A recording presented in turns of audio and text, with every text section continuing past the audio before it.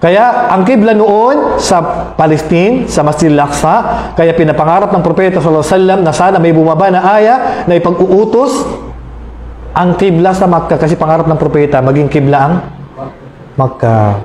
Kad nara taqalluba wajhika fis sama. Alam, kumbaga ang Propeta nagsasala, lagi siyang naghahangad na sana may bumaba na aya na sana ang kibla ay sa Makkah. Kaya sa Madina, mayroong tinatawag doon na Masjidul Qiblatain.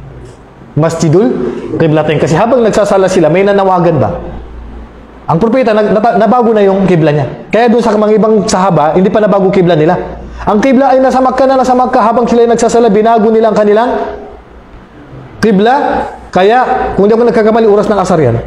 Habang sila nagsasala, nakaharap sa Palestine, tapos binago nila ang kibla at napunta sa Makkah. At ang kibla, hindi yan 100% matutumbok mo yan pag hindi ka nakaharap sa kibla. Kaya, bainal masriqi wal maghribi qiblatun. Ang pagitan ng silangan at kanluran, kibla. Ibig sabihin, kung doon yung kibla, pwedeng pa ganun, tanggap sala mo. Huwag ka matakot. Ang hindi pwede, nakatalikod ka na sa kibla.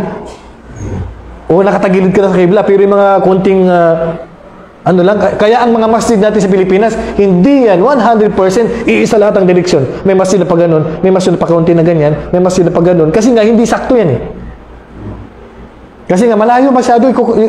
Biruin mo, susukatin mo, sa Pilipinas ka, susukatin mo yung Kaaba ng 100% talaga. Hindi mo yan makukuha. Oo. Ang mahalaga, nagsumikap ka na yun ang kibla, kahit hindi tumugma.